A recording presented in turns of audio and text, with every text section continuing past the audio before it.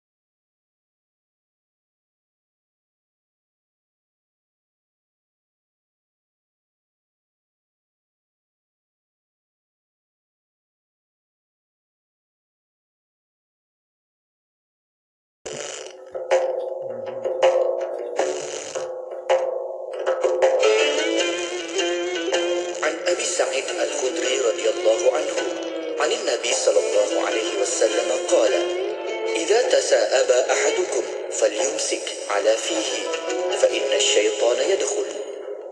Daripada Abu Sa'id Al-Khudri radhiyallahu anhu, Nabi sallallahu alaihi wasallam bersabda, apabila seseorang daripada kamu menguap, hendaklah dia memegang, yakni menutup dengan tangan mulutnya, kerana syaitan masuk menguasai dirinya. Hadis riwayat Muslim. Doa elak wabak penyakit.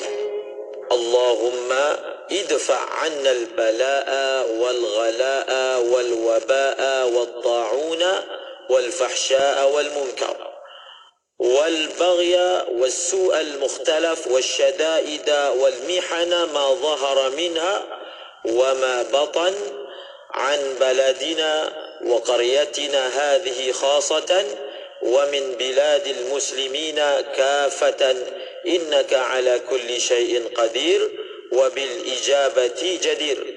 Ya Allah, jauhilah kami daripada bala dan harga barang naik, bencana, wabak penyakit, ta'un, pelbagai perlakuan keji dan mungkar, segala kepayahan dan dugaan yang zahir dan yang tersembunyi. Ya Allah, selamatkanlah negeri kami ini khususnya dan negara umat Islam amnya daripada segala bencana tersebut. Sesungguhnya Engkau maha berkuasa ke atas segala-galanya dan Engkaulah yang selayaknya memberi berkenan. Amin ya rabbal alamin. Bismillahirrahmanirrahim. Bismillahirrahmanirrahim. Bismillahil-kafi. Bismillahil-mu'afi. Bismillahilladzi la yadurru ma'asmihi syai'un fil ard wala fis sama' wa huwa as-sami'ul 'alim. Bismillahirrahmanirrahim. Bismillahirrahmanirrahim. Bismillahil-kafi. Bismillahil-mu'afi. Bismillahilladzi la yadurru ma'asmihi syai'un fil ard wala fis sama' wa huwa as-sami'ul 'alim. Bismillahirrahmanirrahim. Bismillahirrahmanirrahim.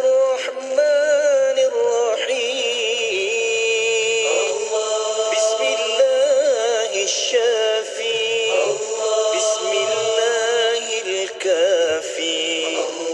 Bismillahil-mu'afi. Bismillahilladzi la yadurru ma'asmihi syai'un fil ard wala fis sama' wa huwa as-sami'ul 'alim. Bismillahirrahmanirrahim. Bismillahirrahmanirrahim.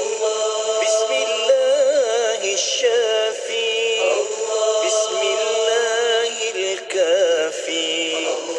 Bismillahil-mu'afi.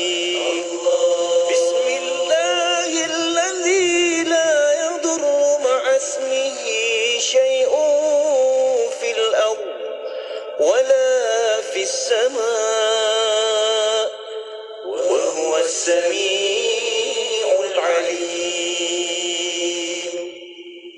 Bismillahirrahmanirrahim.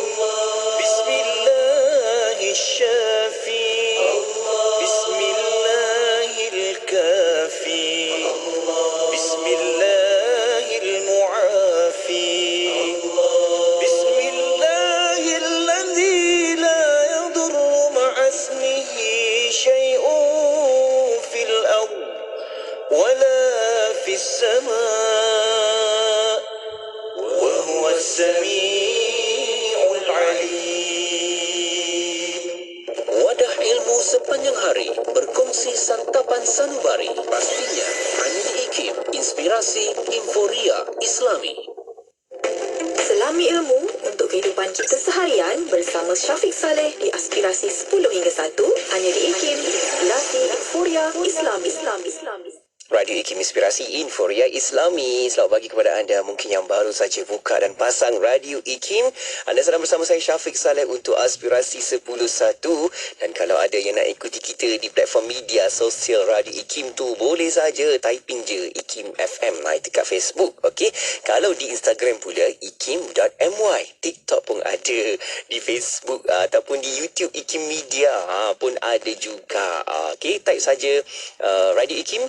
Kita boleh sama-sama dengarkan, ikuti apa sahaja konten yang baik-baik ini untuk didikkan hati kita lagi, didikkan jiwa kita lagi. Sebab kita manusia perlukan ilmu, perlukan juga segala bimbingan, panduan. Tambah-tambah lagi kita nak dapatkan panduan ilmu itu dari guru-guru kita. Itu yang penting tu. Sebab itulah setiap hari yang kita ada ini, kita simpan, kita laksanakan sebaik mungkin dan kita buat dan sebar-sebarkannya untuk manfaat bersama-sama. Okey? Dan ingatkanlah tentang pesan para asatizah kita bagaimana 3 perkara mengenai orang yang baik dan jujur. Macam mana orang itu?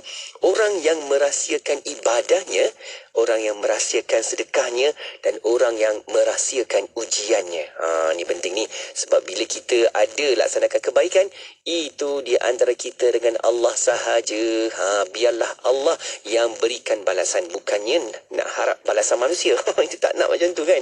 Jadi kita kena ingat sedemikian supaya setiap perkara kita buat tu barunya ada jujur dan adanya ikhlas. Amin amin, insya-Allah. Semoga Allah didik, Allah pegang hati kita ni dengan sebaik mungkin dan berikan jalan-jalan kebaikan buat kita. Amin amin. Okey, jom kita nak teruskan lagi berhibur, tenang-tenang saja.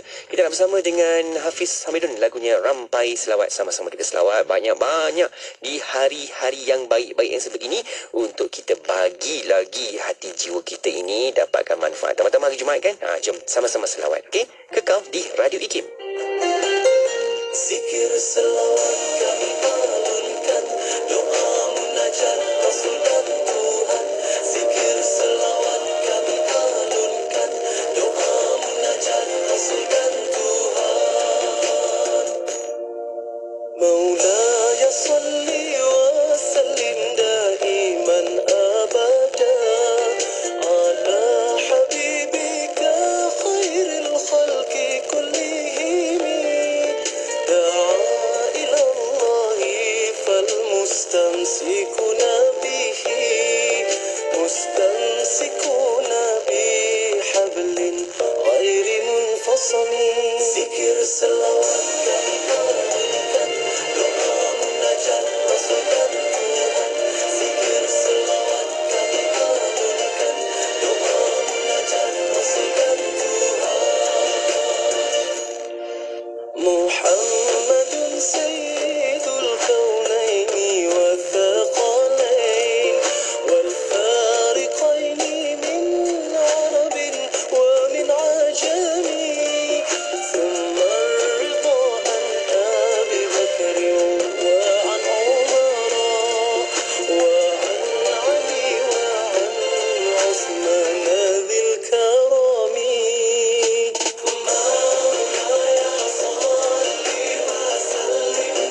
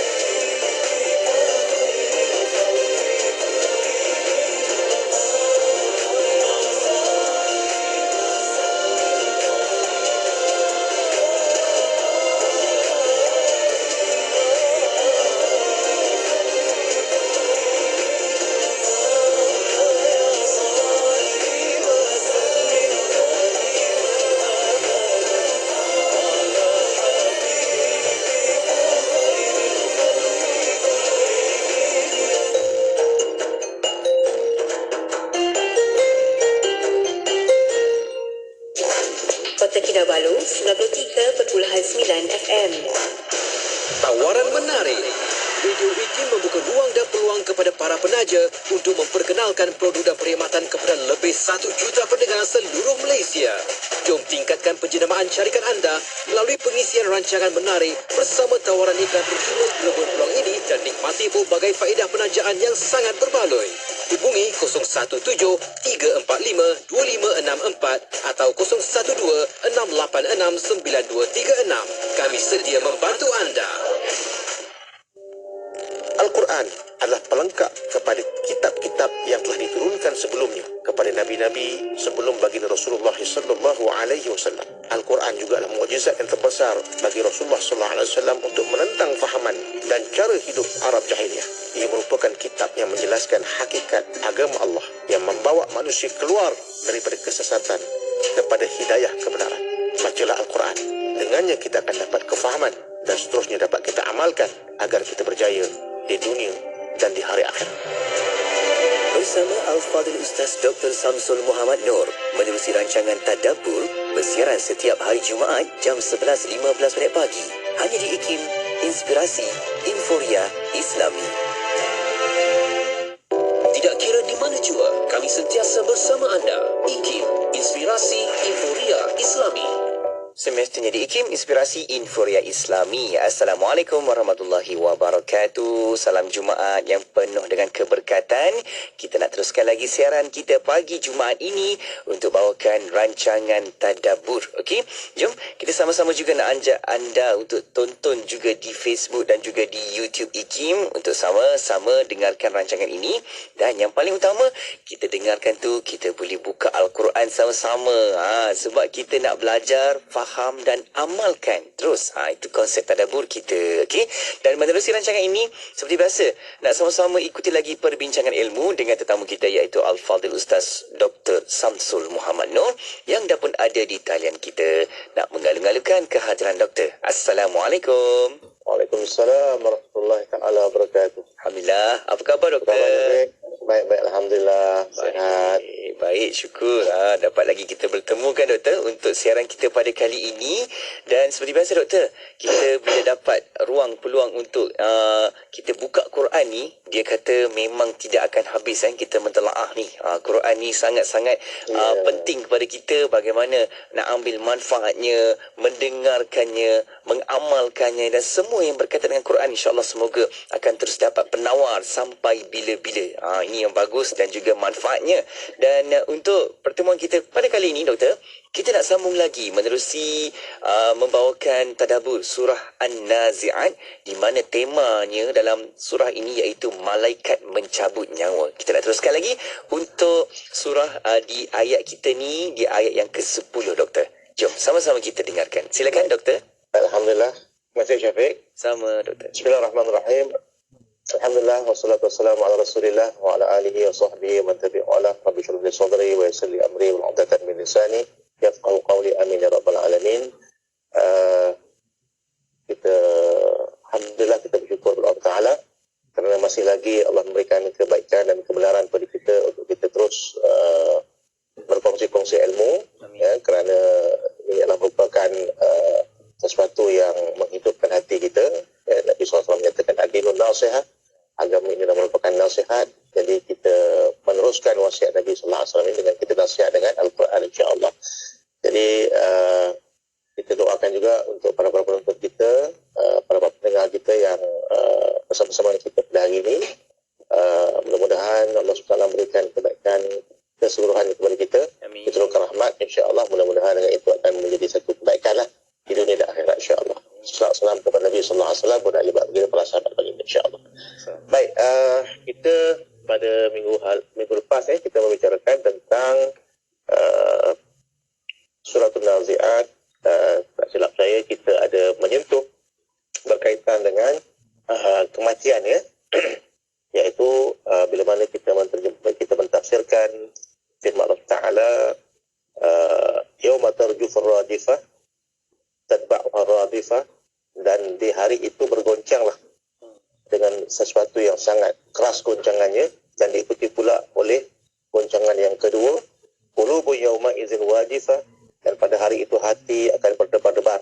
absaruha khashi'ah, pandangan mereka itu akan tunduk ke bawah. Yaquluna inna lamarduduna fil hafirah, dan mereka akan berkata, ini orang kafir berkata, apakah sesungguhnya kita akan dikembalikan sesudah berada pula di lubang kubur. Jadi ini adalah perkara yang kita bincangkan pada minggu lepas ya, berkaitan dengan kiamat yang akan terjadi dan pasti terjadi. Cuma orang Islam sebelum datangnya kiamat itu Allah Ta'ala akan matikan. Jadi kita tidak akan bertemu dengan kiamat yang besar ini, melainkan kita akan hanya bertemu dengan kematian kita. Ya? Sebab itu ada pendapat dalam Jami' At-Tirmizi daripada pendapat Ibn Abbas menyatakan bahawa sesungguhnya goncangan yang pertama itu adalah kematian. Goncangan yang kedua itu adalah pertanyaan para malaikat di alam kubur. Jadi ada pendapat juga yang menyatakan yang demikian. Ya, sebab kita tidak akan berdepan dengan kematian, kerana kematian sangat-sangat dahsyat dengan kiamat itu. Ya. Tetapi Allah Ta'ala mematikan kita, orang-orang Islam, orang yang beriman, dan kemudiannya goncangan yang kedua itu akan diikuti dengan pertanyaan para malaikat di kubur. Dan itu juga satu perkara yang sangat menggerunkan Syafi'i. Sehingga Nabi SAW ketika mana mengkebumikan para sahabat, dan Nabi SAW berdiri, Nabi SAW memperingatkan sahabat yang masih hidup, istaghfiru li akhikum fa innahu al-an yus'al. Sesungguhnya mintalah ampun kepada sahabat kamu yang sedang berada di kubur itu, kerana pada saat ini dia sedang disoal. Ya, jadi di sini kalau dapat kita lihat, betapa bila mana kita masuk saja ke dalam kubur, maka di situlah nanti akan datang malaikat Munkar dan Nakir, dan dia akan datang kepada kita, bertanya kepada kita soalan-soalan yang menjadi persoalan alam kubur. Ma rabbuka wa man nabiyyuka, ya, dan seterusnya kepada persoalan-persoalan itu, yang andai kata kita dapat menjawabnya dengan baik, maka di waktu itu insya-Allah ruang kubur kita itu akan menjadi satu taman daripada taman-taman syurga. Tetapi andai kata kita tidak dapat menjawab persoalan-persoalan itu, maka sesungguhnya ruang kubur kita itu akan menjadi satu jurang daripada jurang-jurang api neraka. Jadi inilah perkara yang kita akan hadapi. Ya? Jadi kerana itu kita perlu mempersiapkan diri kita dengan segala bentuk amalan untuk kita sama-sama beramal dengan ketaatan, supaya itu menjadi bekal kepada kita selepas daripada kematian. Ya? Dan sebab itulah Allah menyatakan dalam Al-Quran, wa tazawwadu fa inna khairaz zadi taqwa. Berbekallah kamu, kerana sebaik-baik bekal itu adalah takwa. Ya? Jadi dalam hal ini yang paling penting kepada kita saat ini, pada waktu ini, ketika kita hidup di dunia, adalah kita membawa bekal-bekal takwa untuk kita kembali kepada Allah Subhanahu Wa Taala. Ya, baik, apa itu takwa? Takwa ini artinya takut pada Allah Subhanahu Wa Taala. Ya, kita takut kepada Allah Taala dengan melaksanakan segala perintahnya, meninggalkan segala larangannya, dan kita bersabar di atas segala ujian-ujian yang telah Allah Taala berikan kepada kita. Kerana ujian itu adalah untuk menghapuskan dosa kita ataupun untuk nak meningkatkan derajat kita di sisi Allah Subhanahu Wa Taala. Dan kata Sayyidina Ali karamallahu wajhah, apa itu takwa? Takwa itu adalah khauf minal jalil, qana'atu bil qalil, i'malu bit tanzil, wal isti'dad li yaumir rahil. Ada 4 perkara yang disebutkan oleh Sayyidina Ali karamallahu wajhah tentang takwa. Apa itu takwa? Takwa itu yang pertama sekali adalah takut kepada Allah. Ya, kita mengusahakan takut kepada Allah Ta'ala dengan kita melaksanakan segala perintahnya dan meninggalkan segala larangannya. Yang keduanya adalah kita hidup secara bersederhana, qana'atu bil qalil. Maksudnya kita hidup atas muka bumi ini, hidup di atas muka bumi bukanlah untuk kita ini hidup selama-lamanya, tetapi kita hidup di atas muka bumi ini hanya sementara kita nak dipindahkan ataupun nak dihantar ke negeri asal kita, iaitu akhirat. Ya, jadi kita hiduplah secara bersederhana di atas muka bumi ini, sebagaimana sabda Nabi SAW, kun fid dunya ka'annaka gharibun aw abir sabil. Hendaklah kamu duduk di atas muka bumi ini macam gharib, orang yang kita berjalan bermusafir, ya, tidak membawa banyak barang yang banyak, ya, Jadi duduklah kita di atas muka bumi ini sebagaimana orang yang bermusafir ataupun abil sabil, orang yang hanya melintas jalan saja. Kita tak duduk tengah-tengah jalan tu kan, dan tidaklah kita nak buat rumah kat tengah jalan tu, melainkan kita melalui saja jalan itu untuk sampai kepada yang depan lah, kita punya destinasi kita yang kat depan itu. Jadi tak berlama-lama sangat di jalan itu. Jadi inilah gambaran yang Nabi sallallahu alaihi wasallam sebut, supaya kita ini dalam kehidupan kita di dunia ini, kita mengambil sekadar apa yang perlu untuk kita jadikan ini itu sebagai saham kita ataupun sebagai bekal kita untuk akhirat. Yang ketiganya kata Sayyidina Ali, apa yang dikatakan takwa itu i'mal bitanzil. Maksudnya kita beramal dengan apa yang diturunkan oleh Allah Ta'ala daripada Al-Quran, dan apa yang ada daripada Nabi SAW daripada hadis, yang kita amalkan supaya kita tidak tersesat dalam kehidupan kita. Kerana Nabi SAW menyatakan, telah aku tinggalkan kepada kamu dua perkara yang kalau kamu itu berpegang dengan keduanya, tidak akan kamu sesat selama-lamanya. Iaitu yang pertama Al-Quran, yang keduanya adalah hadis-hadis Nabi SAW, sunnah Nabi SAW. Jadi ini adalah perkara yang ketiga yang didinasihatkan dengan takwa. Dan yang keempat, inilah yang kita nak bincangkan, iaitu isti'adat liyaumir rahil, iaitu persiapan persediaan untuk kita menuju kepada perjalanan di mana kita berpindah daripada alam dunia ini kepada alam akhirat.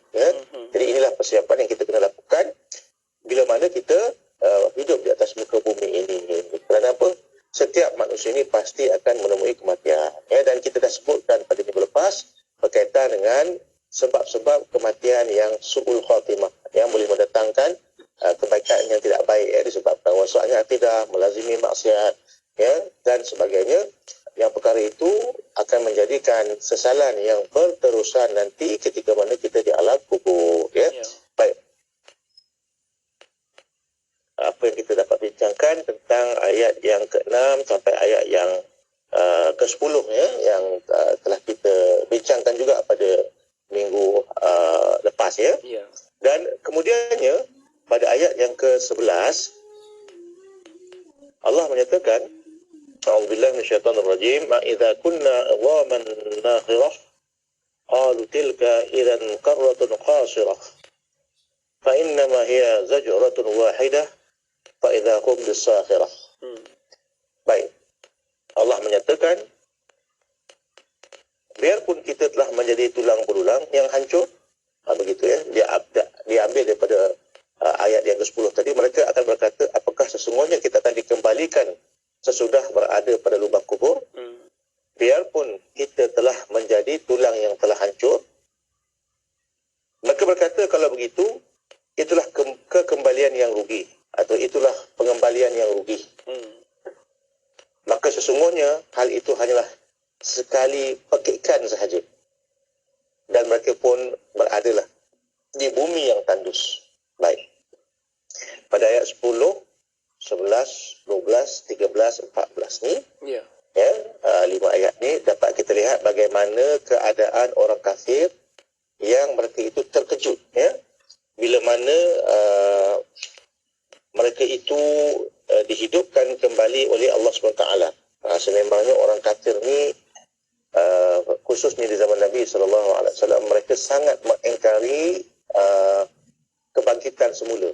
Maksudnya mereka sangat menolak perkara itu, kerana pada mereka bila dah mati itu mati je lah, kan dah jadi tulang belulang. Apa lagi yang nak diceritakan lagi, kan? Tetapi di waktu itu Allah SWT menyatakan bahawa sesungguhnya mati itu bukanlah artinya mati yang terus, tak bangkit lagi, tapi akan ada kebangkitan yang kedua pula, dan ianya itu dimulakan dengan kiamat, sebab pada mereka itu satu perkara yang tidak mungkin terjadi lah. Dan kita bicarakan dulu pada surah An-Naba, kerana orang kafir ini dia memang takut sangat dengan mati ini, dan dia nak kalau mati terus, tak bangkit-bangkit dah.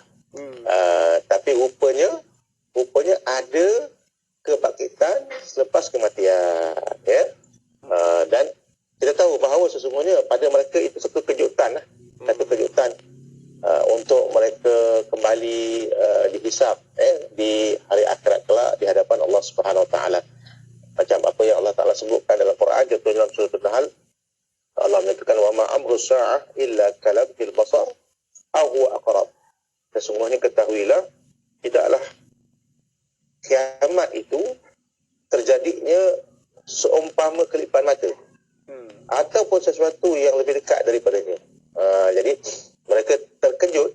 Kenapa? Kerana tak sangka yang akan dikembalikan balik dalam bentuk di mana mereka itu disempurnakan balik setelah pasman hancur, ya, dan dihadapkan mereka itu ke mahkamah Allah Subhanahu Wa Taala untuk mereka itu menyaksikan di atas kekufuran dan kemaksiatan yang mereka telah lakukan. Nanti kita akan ada ayat nanti Allah bertanya, apakah nak menciptakan kamu itu susah, lebih susah daripada nak menciptakan langit? Kan Allah boleh ciptakan langit dengan begitu hebat. Mudah aja Allah nak ciptakan, apatah lagi tentang kamu. Lebih-lebih lagi lah, kamu mudah sangat Allah Taala nak ciptakan, kan? Jadi itu satu bentuk perumpamaan dan hujah yang Allah Taala bagikan kepada orang kafir ni, supaya kemudiannya mereka itu terbungkam, diam dengan hujah daripada Al-Quran. Sebab mereka tak percaya perkara itu akan berlaku, kan? Tetapi Allah datangkan Quran kepada Nabi dan Nabi menyampaikan kepada mereka bahawa perkara ini sebenar-benarnya akan berlaku, ya. Dan bukan setakat itu saja, mereka berdepan dah sebelum itu dengan malaikat-malaikat yang kita sebutkan tadi, yang berkaitan dengan an-nazi'at, an-nazi'ati gharqa, an-nashitati nashta, kita sebutkan. Ya, mereka itu dah lalu dah fasa tu. Dan bila mana masuk fasa kubur ni, maka ini sebenarnya adalah merupakan sesuatu yang menjadi penyesalan yang tiada pengakhiran bagi orang-orang kafir ini. Ya? Baik. Jadi ini adalah merupakan satu peringatan yang Allah bagi kepada orang kafir yang berada di zaman Nabi sallallahu alaihi wasallam, bahawa mereka itu sebenarnya dipantau oleh Allah Subhanahu Wa Taala, bukan setakat mereka itu boleh hidup dengan sesuka hati mereka di dunia, tetapi akan ada masanya mereka itu akan dikembalikan kepada Allah Taala, akan dihadapkan kepada Allah, dan kemudiannya akan dipertanggungjawabkan di atas apa yang telah mereka lakukan. Ya? Baik, ini perkara yang disebutkan oleh Allah Ta'ala di dalam surah An-Nazi'at ini, pada ayat ke-10 sampai ayat ke-14. Jadi iktibarnya pada kita, ya, iktibarnya pada kita, apa yang kita boleh buat, ya, kita kena beramallah dengan amal yang soleh, kan? Betul. Mohonlah pada Allah Ta'ala keampunan, ya. Banyakkan istighfar, ya. Banyakkan kita itu mengucapkan la ilaha illallah, berzikir kepada Allah, banyakkan kita selawat kepada Nabi, kan? Untuk kita itu sentiasa menjaga keimanan kita, akidah kita, supaya kita terselamat daripada fitnah dunia yang sangat dahsyat ni. Ya, sebab tu para ulama kata dalam seharian kita ni, dalam seharian kita ni jangan tinggal 3 perkara. Ya, 3 perkara jangan tinggal. Apakah 3 perkara tu? Pertama, zikrullah. Ya, zikrullah. Paling kurang la ilaha illallah. Paling kurang satu hari bawalah 100 la ilaha illallah. Yang keduanya, jangan tinggal selawat, ya, selawat Allahumma salli ala sayyidina Muhammad, itu paling kurangnya. Tak lagi panjang silakan, tapi Allahumma salli ala sayyidina Muhammad itu yang paling pendek. Itu yang keduanya. Ya, jangan kita tinggalkan, paling tidak kita buat sehari 100 kali. Ya, kalau lebih bagus setiap waktu semayang kita buat 200, ya, 200, katalah subuh kita buat, lepas subuh 200, nanti lepas zuhur 200, lepas asar 200, jadi sampai isyak nanti kita dapat 1000. Kan? Satu hari dah lengkap. Itu lebih baiklah, kan? Ya. Satu hari lengkap, kan? Ya. Jadi begitu la ilaha illallah, kalau tak mampu kita buat 100 saja, tapi kalau mampu buat 1000. Kan? Baik. Jadi la ilaha illallah supaya menetapkan keimanan kita. Yang kedua, selawat pada Nabi sallallahu alaihi wasallam, untuk kita itu dihubungkan hati kita, rohani kita kepada Nabi sallallahu alaihi wasallam. Ya, untuk kita sentiasa berada dalam hidayah Allah Subhanahu Wa Taala, sebab yang mendatangkan hidayah kepada kita ni siapa? Nabi lah, kan? Betul. Dan dengan selawatnya kita kepada Nabi itu, Allah akan berselawat dan Allah Ta'ala akan menurunkan rahmat kepada kita. Sekali kita selawat kepada Nabi, 10 rahmat Allah Ta'ala akan turun kepada kita, kan? Jadi banyakkan selawat, sebab itu adalah asbab untuk menjaga hidayah ni, kan? Sebab tu kita kena sentiasa berselawat. Baik, yang ketiga apa? Yang ketiga, jangan lupa istighfar. Jangan lupa istighfar. Itu astaghfirullahalazim. Paling ringkasnya astaghfirullahalazim, paling pendeknya. Tapi kalau nak panjang lagi boleh. Astaghfirullahalazim, alladzi la ilaha illa huwal hayyul qayyum wa atubu ilaih, boleh.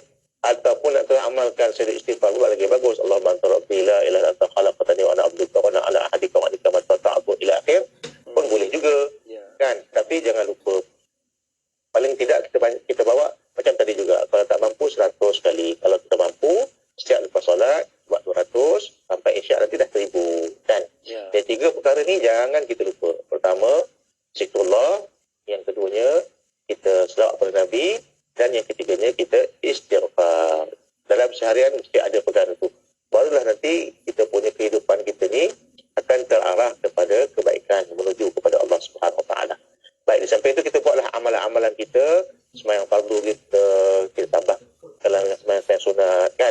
Dan kalau boleh janganlah lupa kita membaca Al-Quran kan, kita baca Al-Quran. Tak banyak pun tak apa, satu hari dapat kalau paling malas pun satu ain pun tak apalah kan.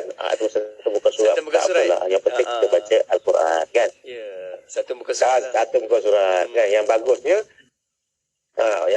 kalau kita dapat buat satu fardu, lepas main fardu tu kita baca 4 muka surat. Kenapa kita baca 4 muka surat? Sebab nanti bila habis isyak kita dapat 20 muka surat kan. 4 kali 5 berapa? 20. Kenapa kita baca 20 muka surat? Sebab satu juzuk dalam Quran tu lebih kurang 20 muka surat. Ya, betul. Jadi kalau kita amalkan yang itu kan, Satu juzuk. maka setiap juzuk. hari kita dapat satu juzuk. Ya. Setiap bulan kita boleh khatam. 30 hari, 30 juzuk, setiap bulan kita boleh khatam. Wah, insya-Allah. Boleh khatam kan? Itu di antara kaedah orang-orang yang memang melazimi Quran lah. Jadi setiap waktu dia baca 4 muka surat. Ataupun formula, ataupun nak baca 5 muka surat pun tak apa, lagi cepat lagi bagus kan. Jadi dia dapat, misalnya contohnya sehari semalam 25 muka surat. Jadi tak sampai 30 hari dah boleh khatam kan. Jadi ini kaedah lah, kaedah supaya kita sentiasa melazimi Quran. Dia tak rasa berat. Sebab kita ni kadang-kadang bila nak baca ataupun nak buat amalan ni, kita kadang-kadang jenis ekstrim. Buat terus, lepas tu kita tinggal. Kan? Bila datang seperangkat nak baca Quran tu kan, kita baca terus 1, 2, 3 juzuk. Lepas tu seminggu tak baca kan. Sama juga kadang kita ni macam kita tahajud kan. Kadang-kadang bila malam kita tahajud kan, sekali dapat tahajud tu kita pulun lah sampai letih. Lepas tu seminggu, sebulan tak tahajud kan. Jadi macam tu kurang tepat juga kan. Sebab yang paling baik adalah adwamuha wa in qalla. Nabi kata khairul amal, sebaik amal itu kita berterusan sedikit demi sedikit. Yang penting berterusan walaupun sedikit, kata Nabi kan. Adwamuha wa in qalla, biarlah berterusan istiqamah walaupun sedikit. Sebab akibatnya kalau kita ambil macam air dengan batu lah. Kalau kita ambil air satu baldi, kita curah atas batu pun tak lekuk kan. Tapi kalau misalnya punya air tu titis jatuh atas batu, maka di waktu tu batu tu pun akan lekuk kan. Jadi biarlah sedikit-sedikit kita buat, tapi istiqamah dapat mendidik hati, dapat melekupkan hati kita untuk cinta dan takut kepada Allah Subhanahu Wa Taala kan. Betul. Doktor, doktor, satu lagi, kalau kita lihat daripada sudut setakat yang kita belajar dalam ayat yang kita lalui itu, ayat 9, ayat 10 ini, 11 kan, kita tengok ada Allah letakkan gambaran kehidupan sebenarnya yang menantikan kita dekat akhirat tu nanti. Kan? Sebab tu saya setuju bila doktor sebut sebaik-baik bekal. Maksudnya kita kena kumpul banyak-banyak ni dekat dunia ni. Amalan kita sebanyak mungkin. Allahu akbar, doktor. Betul. Sebab tu Allah mengingatkan kita wabtaghi fi ma ataqallahu darul akhirah wa la tansa nasibaka minad dunya. Baik. Dalam Al-Quran Allah menyatakan hendaklah kamu itu mencari apa-apa kemuliaan yang Allah Ta'ala sediakan untuk kamu di hari akhirat. Wala tansa nasibaka minad dunya. Jangan kamu lupa nasib kamu daripada dunia. Okey, banyak orang silap tafsir ni, Syafiq. Orang tafsir macam mana? Orang tafsir, jangan kamu lupa nasib kamu di dunia. Kan? Orang tafsir begitu. Tapi sebenarnya para ulama tafsir di tafsir lain. Para ulama tafsir kata perkataan min itu bermaksud daripada dunia ke akhirat. Daripada satu tempat kepada tempat yang akan ditujuinya. Jadi maksud ayat tu Allah kata apa? Hendaklah kamu cari kemuliaan di akhirat dan kamu jangan lupa sebenarnya itu sebenarnya dimulakan di dunia. Bukan setengah orang tafsir dia kata kita tak boleh lupa nasib kita kat dunia sebab Allah sebut benda ni dalam Quran. Betul. Tapi kita tengok betul-betul ayat tu min ke fi.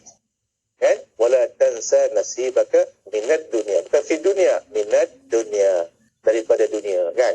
Jadi dalam hal ni kita nak dapatkan keselamatan ke akhirat, kita kena mulakan di dunia. Kita kena melakukan ketaatan di dunia. Kita kena islahkan diri kita di dunia. Jadi kita kena buat bekal di dunia sebelum kita sampai ke akhirat. Bila sampai ke akhirat, dah tak ada apa-apa yang kita boleh buat lagi. Menyesallah dengan penyesalan yang kita katakan menyesal dengan air mata darah sekalipun, tak akan mampu untuk membawa kita itu kembali ke dunia untuk kita beramal soleh. Ya? Dia lebih kurang macam mana, doktor? Kalau kita lihat, kalau kita bawa kereta lah nak balik kampung, kan, macam mana persiapan kita? Kalau waktu raya kita dah tahu dah jam, kan, tapi kita tak tahu nasib kita nanti dekat atas jalan tu, kan. Jadi kita pun buatlah persiapan, tengok map, keluar lebih awal, kita rancang perjalanan. Macam tu lah kot, kan. Dia masak dulu, kan.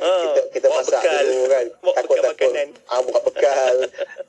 Takut dalam jam, tambah nak pergi ke Pantai Timur, kan. Waktu raya kadang-kadang tersekat dalam jam 8 jam, 9 jam, kan. Tengah-tengah jalan nak makan macam mana. Jadi eloklah kita buat bekal. Bekal ni adalah merupakan sesuatu yang akan kita gunakan kemanfaatannya dalam perjalanan. Dan sebaik-baik bekal, kata Allah apa dia? Takwa. Sebaik-baik bekal itu adalah takwa. Takwa itu yang sebenarnya. Untuk kita jadikan dia itu sebagai bekal kita nanti di hari akhirat. Itu penting.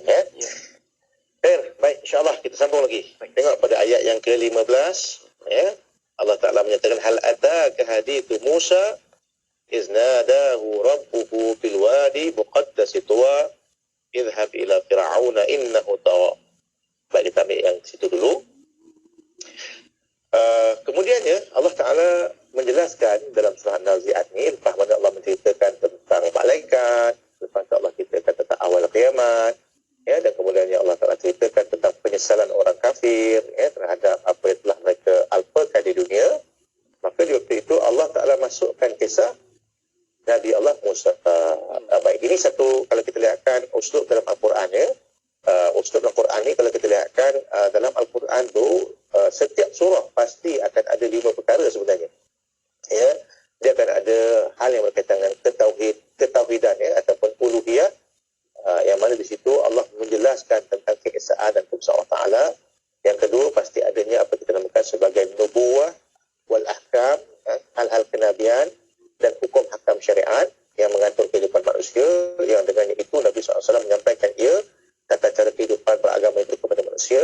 Yang ketiga, mesti ada apa kita namakan sebagai qasas. Qasas, ataupun kita namakan sebagai ibrah, ataupun misal, ataupun kita namakan sebagai perbandingan, untuk manusia itu mendapat pelajaran. Baik. Jadi ini yang ketiga, kalau kita lihatkan dalam unsur di dalam Al-Quran itu. Mesti ada kisah yang dengannya itu kita akan dapat belajar. Sebab ada kisah itu kisah tauladan orang yang baik atau orang yang diazab oleh Allah Ta'ala. Ataupun kadang-kadang Allah jadikan permisalan. Misal, alam tara kaifa daraballahu masalan kalimatan thayyibatan kasajaratin thayyibatin, contohnya, kan. Apakah kamu tidak melihat bagaimana Allah menjadikan permisalan ataupun misal kalimah yang baik itu seumpama pokok yang baik. Dapat itu misal.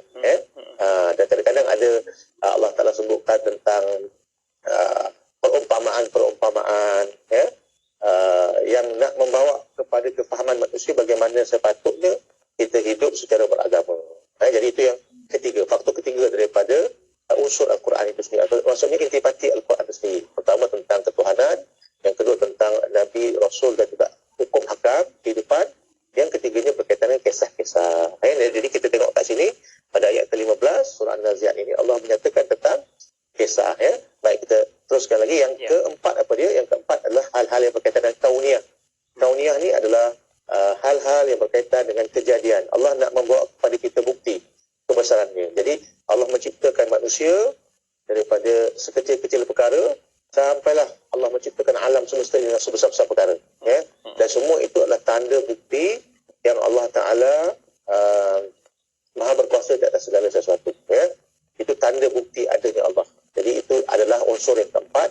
Unsur yang kelima adalah tentang balasan. Unsur yang kelima adalah tentang balasan, di mana kalau kita lihatkan Allah Subhanahu Wa Ta'ala akan menjelaskan kalau buat baik akan dibalas dengan kebaikan di syurga, kalau buat sesuatu yang jahat, maksiat, maksiat, mungkar, maka balasannya adalah seksaan, azab di neraka. Jadi 5 perkara ni Syafiq memang akan ada dalam Al-Quran. Walaupun sependek-pendek surah pun. Kita kata surah apa? Katalah surah, kita ambil surah Al-Kawthar contohnya, inna atau Al-Kawthar kita yang paling pendek sekali, inna a'tayna kal-kawthar fasalli li rabbika wanhar inna syani'aka huwa abtar. Dekat situ pun ada 5 unsur ni. Mesti ada 5 unsur ni, berkaitan dengan tauhid ataupun uluhiyah. Yang kedua nubuwah wal ahkam, hukum hakam dan juga kisah kenabian.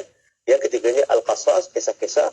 Yang keempat kalau kita lihatkan berkaitan dengan kauniyah, kejadian, dan yang kelimanya berkaitan dengan al-wa'ad wal wa'id ataupun balasan ganjarannya di atas segala perbuatan yang kita buat. Jadi ini 5 perkara mesti ada setiap surah. Tak kira surah itu pendek macam mana pun, sebagaimana Al-Kawthar tadi, ataupun surah itu bersifat panjang seperti surah Al-Baqarah, lebih lagi lah ada. Atau surah-surah yang sederhana seperti yang kita baca surah An-Nazi'at, Ar-Rahman, An-Naba dan sebagainya. Jadi ini adalah merupakan kriteria kita kata unsur-unsur dalam Quran. Jadi kalau kita lihat pada surah An-Nazi'at ni, dia ada cerita tentang Nabi Allah Musa. Adakah sudah datang kepada engkau berita tentang hal Musa? Maksudnya tentang Nabi Allah Musa. Allah SWT nak mengajar Nabi SAW. Ketika dia menyeru akan Tuhannya di lembah suci Tua. Dan di waktu itu Allah mengatakan, pergilah engkau kepada Fir'aun kerana sesungguhnya dia telah melampau. Jadi ini satu kisah yang berkaitan dengan apa? Dengan kisah Nabi Allah Musa AS. Jadi kenapa Allah Ta'ala ceritakan tentang kisah Nabi Musa ni kepada Nabi SAW? Sebenarnya dalam hal ni, semua kisah-kisah ni adalah untuk menghiburkan Nabi SAW. Yang di waktu turunnya ayat-ayat Makiyah ni, seumpama surah An-Nazi'at, surah An-Naba, ini sebenarnya ketika Nabi berada di Makkah. Dan ketika Nabi berada di Makkah itu, tekanan yang dilakukan oleh orang-orang kafir Quraisy terhadap Nabi itu sangat-sangat melampau dan sangat-sangat berat, ya. Maka disitulah kemudiannya kalau kita lihatkan Allah menggambarkan dan menceritakan tentang bahawa Nabi-Nabi yang terdahulu pun juga mengalami ujian yang berat juga. Jadi ini nak menghiburkan Nabi SAW, ya. Di samping kisah Nabi Musa ni dekat dengan Nabi SAW. Sebab apa? Sebab penduduk di Mekah itu sendiri dan juga di Madinah, ada di kalangan mereka itu Yahudi yang mereka telah menerima kitab sebelum datangnya Al-Quran, iaitulah Taurat dengan syariat Nabi Musa. Jadi Allah turunkan kisah Nabi Musa, Allah turunkan cerita tentang kaum Nabi Musa, dan apa yang berlaku pada Nabi Musa itu sebenarnya itu juga hujah bahawa sesungguhnya Nabi adalah merupakan Rasul yang diutuskan. Maksudnya dalam hal ni orang-orang Yahudi ni sangat-sangat berrahsia dalam agama mereka, sangat-sangat menjaga isi kandungan kitab mereka, tetapi Nabi SAW tahu akan perkara itu. Ya, jadi memang ini sudah persiapan untuk Nabi SAW berdepan dengan ahli kitab, ya, untuk mereka itu dibawa kepada agama kebenaran. Ya, sebab tu kalau kita lihatkan banyak dalam Al-Quran ada perkataan yas'alunaka, dan ditanyakan kepada engkau, yas'alunaka anil Zulkarnain, ditanya kepada engkau tentang Zulkarnain. Yas'alunaka anil Ruh, ditanyakan kepada kamu tentang Ruh. Siapa yang bertanya ni? Sebenarnya orang-orang Yahudi ahli kitab, ya, yang dia nak uji Nabi SAW ni betul ke tak betul dia Nabi. Jadi dengan pertanyaan-pertanyaan itu, bila mana Nabi SAW menjawabnya dengan wahyu ilahi daripada Al-Quran, semuanya itu tepat mengikut sebagaimana yang ada dalam kitab-kitab mereka yang terdahulu, ya, iaitu dalam kitab Taurat khususnya, yang mereka menggunakan syariat Nabi Allah Musa AS. Sebab tu daripada awal cerita, kalau daripada awal surah daripada surah Al-Baqarah sampai juzuk Ammar ni ada je cerita pasal Nabi Allah Musa. Betul. Ya, kisah Nabi yang paling banyak diceritakan dalam Quran iaitulah kisah Nabi Musa. Jadi sebenarnya ini adalah persiapan untuk Nabi kemudiannya nanti dia akan berhijrah ke Madinah, dia akan berdepan dengan kelompok Yahudi yang menguasai Madinah di ketika itu, ya. Jadi ini satu bentuk persiapan yang Allah persiapkan Nabi untuk kejayaan Islam pada masa yang akan datang, sehinggalah kemudiannya terbina persatuan di kalangan para sahabat Nabi dan membina sebuah negara Islam di bawah panduan wahyu ilahi, ya, dengan mereka itu mengalahkan hujah-hujah golongan ahli kitab dan juga orang kafir di sana. Jadi sebab kenapa Allah turunkan kisah Nabi Allah Musa. Jadi insya-Allah nanti kita akan bicarakan tentang kisah Nabi Musa ni dan macam mana dia menerima wahyu di lembah Tua, sekembalinya daripada Madian membawa isterinya, ya, dan diperintahkan Allah untuk menyampaikan wahyu ini kepada golongan pemimpin, golongan raja, iaitu golongan Firaun, yang juga merupakan keluarga angkat dia. Itu antara liku-liku yang ditemui oleh Nabi Allah Musa yang sama macam Nabi, yang Nabi SAW juga menerima tentangan daripada keluarganya di Mekah. Dan insyaAllah nanti kita akan sambung lagi pada minggu hadapan tentang kisah Nabi Allah Musa dan hal yang berkaitan dengan surah An-Nazi'at. Wallahu alam, saya serah kembali kepada Syafiq. Masya Allah, Doktor, kalau kita lihat semakin menarik sebenarnya, semakin banyak kita terokai dalam ayat-ayat surah An-Nazi'at ini, akan sama-sama kita dapat lagi manfaatnya. Jadi anda jangan ke mana-mana, terus kekal bersama rancangan Tadabbur yang akan kita bawakan di setiap hari waktu yang sama, di hari Jumaat yang macam ni. Kita akan dengarkan lagi nanti. Terima kasih Dr. Samsul atas perkongsian ini. InsyaAllah kita akan jumpa lagi untuk pertemuan yang akan datang pula. Semoga Allah pelihara Doktor di sana dan jaga diri baik-baik Doktor, insyaAllah. Assalamualaikum. Waalaikumsalam warahmatullahi taala wabarakatuh. Alhamdulillah. Terima kasih juga kepada sahabat-sahabat kita yang terus ikuti Bola Bicara menerusi rancangan Tadabbur ini. Teruskan like, komen, share. Kalau ada yang nak dengarkan kembali, nak ikuti lagi, buat ulang kaji, boleh saja ke YouTube dan juga Facebook IKIM. Kita boleh dapatkan rancangan Tadabbur ini. Okey? Dan nak teruskan setia bersama kami sebab banyak lagi perkongsian selepas ini. Buat anda kekal bersama IKIM, Inspirasi Inforia Islami. Hiburan mendidik jiwa. Hanya yang terbaik di IKIM, Inspirasi Inforia Islami.